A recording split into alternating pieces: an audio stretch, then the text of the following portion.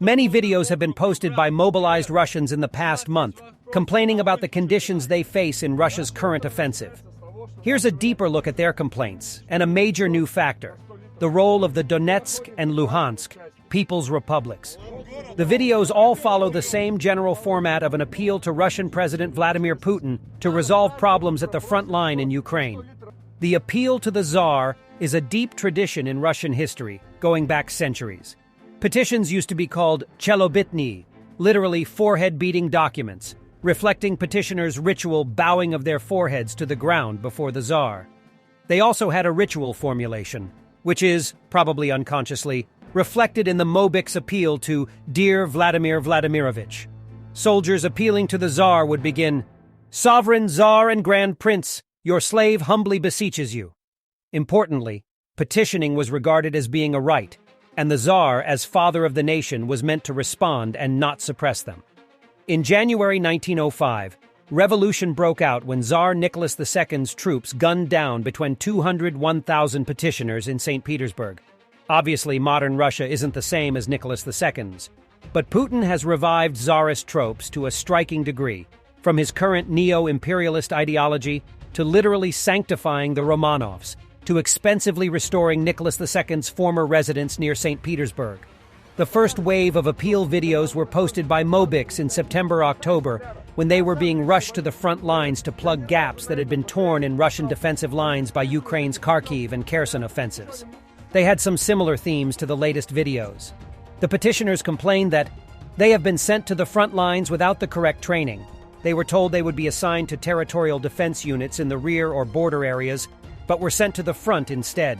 Their commanders are absent, they lack equipment and armored vehicles, fire support is absent, communications are poor, orders are unclear or lacking entirely, they are taking unnecessary casualties, medical help and evacuation is unavailable. They do not and cannot protest the war itself, as this would be considered outside the bounds of legitimate discussion.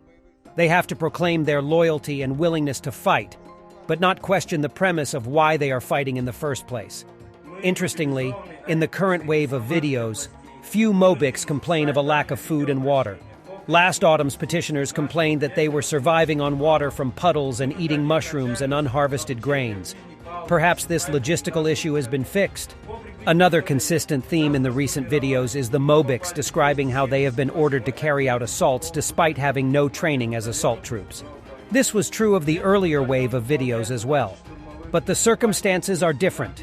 Last autumn, many Mobiks were thrown into battle in a desperate effort to hold back the Ukrainian advance.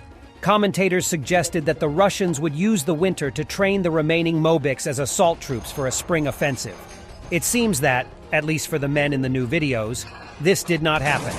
They were trained instead as territorial defense units, and then found themselves being retasked as stormtroopers, with little or no preparatory training when they arrived in Ukraine. It's likely that many Mobiks were deliberately deceived about what their roles would be, and were given the wrong training so that they would be easier to handle. Russian military bloggers have discussed the mobilized being lied to. One big change in the current wave of videos is that many of the petitioners say their Russian army units were disbanded when they reached the separatist republics in eastern Ukraine. They were instead incorporated into local military forces. The two republics, the Donetsk People's Republic and Luhansk People's Republic, DNR and LNR, each have an army corps, numbered as the 1st and 2nd respectively. They were equipped with obsolete, in some cases World War II era, weapons such as 80-year-old Mosin rifles. These corps have become officially part of the Russian army, but before the war they had a severe shortage of personnel. Some units were reportedly only at 50% strength. The republics launched a mobilization at the outbreak of the war to remedy this. The mobilization was a remarkably brutal process. Men were literally snatched off the street at gunpoint and impressed into the army. Prisoners and students were also forcibly conscripted. Exemptions for age or infirmity were routinely ignored. The DNR and LNR used up their own Mobiks rapidly, throwing them into major battles at Mariupol and Severodonetsk with little training and poor weapons. By last autumn, many DNR and LNR units were likely combat ineffective. Ukraine's offensive routed such units. Russia has been reconstituting the decimated DNR and LNR units with mobilized Russians. This is mentioned in several of the videos, but as the men complain, it seems to have been done in an underhand and irregular way. In several videos, they say that their transfer was not documented and their military IDs were not updated, or were only updated with partial information.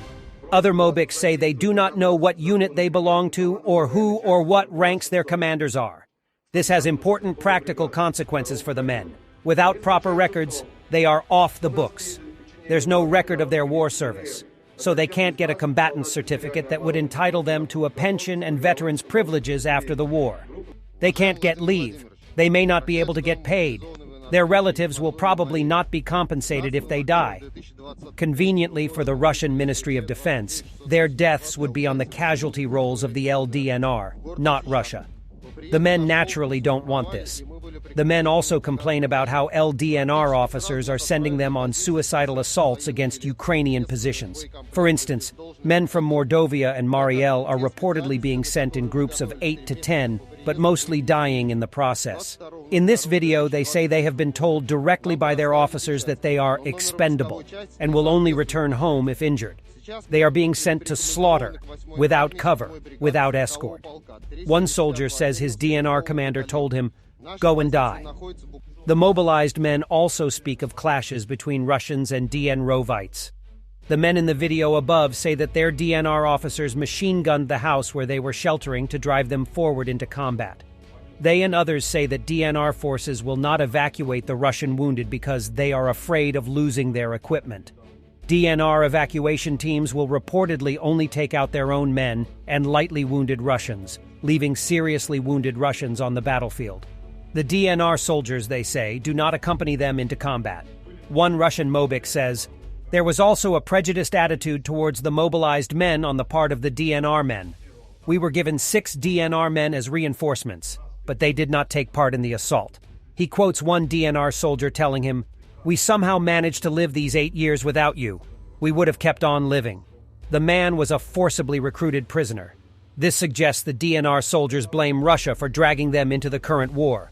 The Republic's endemic corruption, they are effectively run as criminal enclaves, is also a cause of discontent. The Mobiks have spoken of being extorted to buy fuel for transport and being made to use their own money to buy food and water within the DNR.